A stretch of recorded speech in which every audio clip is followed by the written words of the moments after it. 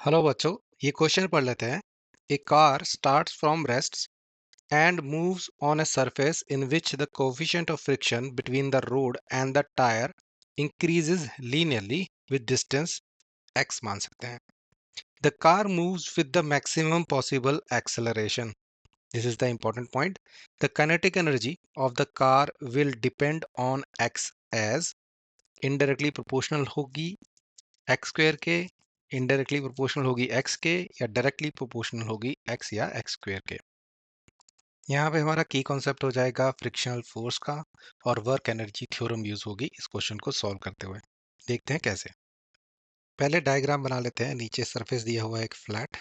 मान लीजिए इसका मास m है, तो यहाँ पर इसको mg फोर्स लग रही होगी, और इस फ्लैट सरफेस होने के कारण ऊपर की तरफ नॉर्मल रिएक्शन मिल रहा होगा कुछ इस तरह से.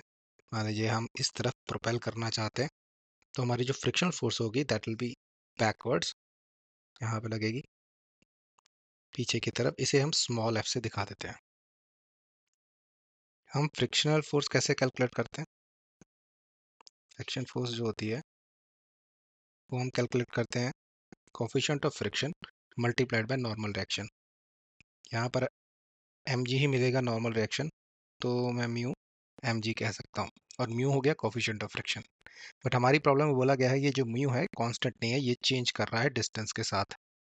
या कहने का मतलब है जो म्यू है that is changing with x, distance x के साथ. k एक कांस्टेंट ले लिया है. अब इस वैल्यू को यहाँ डाल देते हैं, तो मैं कह सकता हूँ म्यू की जगह डाल देते हैं के एक्स एम जी, या कांस्टेंट सब सारे ले लेते हैं पहले, क्योंकि ये चेंज नहीं होने वाले. के भी एक कांस्टेंट लिया था मैंने, एम जी इंटू एक्स. अब हमारे क्वेश्चन में एक टर्म दी गई है मैक्सिमम पॉसिबल एक्सेलरेशन, यानी कि हमें सबसे ज़्यादा एक्सेलरेशन कब मिलेगी. एक्सेलरेशन होगी ही क्यों? फ्रिक्शन के कारण. देखिए, फ्रिक्शन ही रिस्पॉन्सिबल करेगा हमारे इंजन की प्रोपल्शन आगे की तरफ. मान लीजिए आपको चलना है, तो आप फ्रिक्शन के कारण ही चल पा रहे हैं. फ्रिक्शन नहीं होता तो आप चल नहीं पाते. अब अगर आपको मैक्सिमम पॉसिबल एक्सेलरेशन चाहिए अपने चलने में ही, तो आप चाहेंगे कि आपकी चप्पल और सरफेस के बीच में फ्रिक्शन ज्यादा लगे. अब ज्यादा से ज्यादा कितना? हम मान के चलते हैं कि जितनी आप जोर लगा रहे हैं, जितनी आप फोर्स लगा रहे हैं आगे जाने की, वो सारी की सारी फ्रिक्शन फोर्स में ही लग जाए, जिससे आपको मैक्सिमम जो propulsion मिल सकता है एक्सेलरेशन का आगे की तरफ, वो मिले.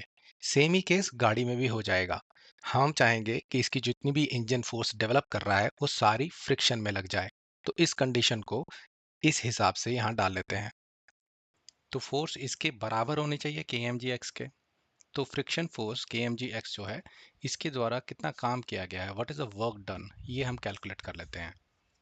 तो let us calculate work done by the frictional force. So, in case of maximum possible acceleration, work done by frictional force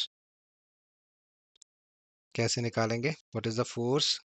K m g x multiplied by क्या हो जाएगा? Distance ही x, और we can say K m g x square. ये हमारा work done है. अब ये friction force इस पे काम करती जाएगी, तो होना क्या है, इसकी वेलोसिटी बढ़ेगी. ये स्टार्टिंग में हमें क्वेश्चन में रेस्ट पर दी गई है कार, तो इसकी कुछ चेंज इन काइनेटिक एनर्जी होगी, वो फाइनल एनर्जी के बराबर ही हो जाएगी, क्योंकि इनिशियल काइनेटिक एनर्जी तो इसकी कुछ है नहीं.